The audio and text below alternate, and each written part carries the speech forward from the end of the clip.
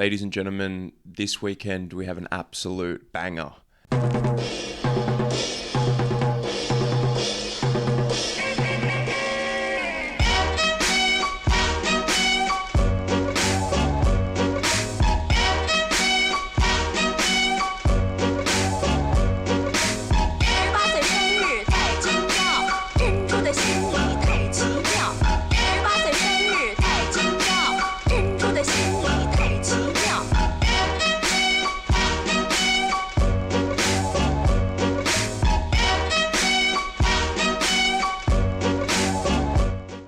Doesn't get much better and more competitive when it comes to UFC main events, headlining fight nights. Josh Emmett taking on Lerone Murphy, looking to stop his momentum in this division. I don't know about you guys, but I am very, very excited for this fight. I think Lerone Murphy has sort of gone under the radar as a bit of a prospect, but he's very, very well-rounded, comes from the UK, and great kickboxing, but like I spoke about, he has such a great ability to move through all the ranges of MMA and tie them all together very, very nicely. On the other side, Josh Emmett, one of our fan favorites, someone who carries bricks in his hands, has one of the most dangerous overhand rights that this whole sport has ever seen, on full display in that brutal, brutal knockout over Bryce Mitchell. Now, speaking of that knockout, that was the last time Josh Emmett has fought. That was a year and 4 months ago, so quite a long layoff for Josh Emmett coming in. And on the other side, Lerone Murphy, someone who I spoke about, carrying a lot of momentum and steam.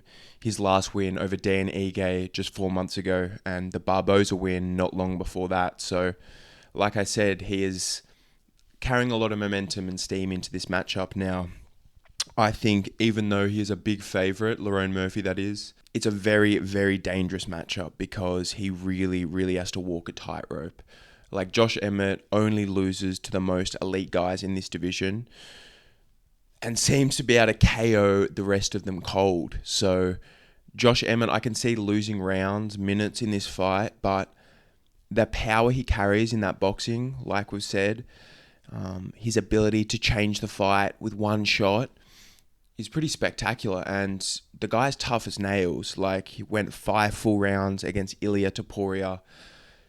That says a lot, man. Like, was dropped multiple times and fought through it. You know, this guy is an absolute dog. Take the Michael Johnson win, for example. The guy was losing all 3 rounds until he put the lights out of Michael Johnson. So Josh Emmett has a great ability to stay calm, even if he's losing, and has a great belief in his ability to put your lights out with one shot. Now, that can be a negative, that can cause him to lose decisions.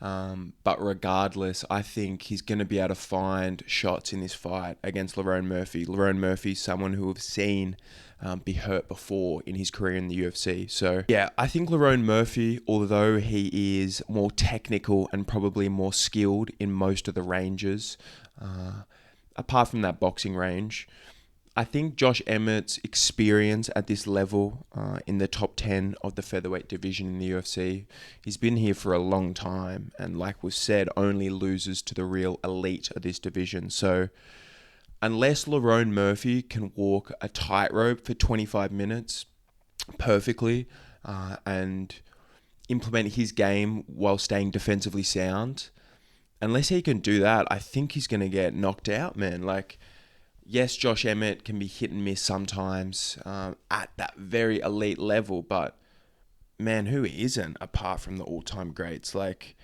Lerone Murphy, yes, he is coming off the Barboza and Dan Ige wins. Don't get me wrong, very, very impressive wins and performances, but this is a different level of competition and a different level of danger.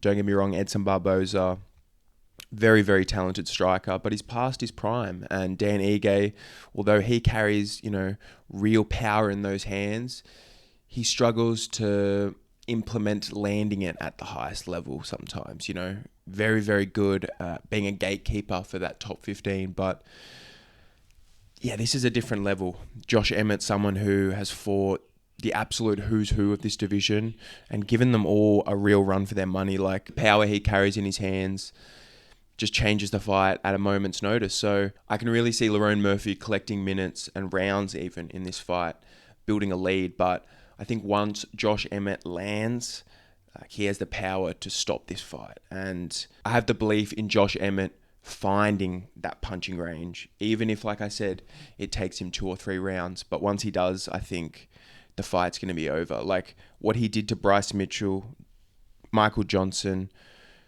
he has put people not only out, but like into the shadow realm, which is rare in the 145-pound division to see someone do it so consistently. So I think it's just a different level of power.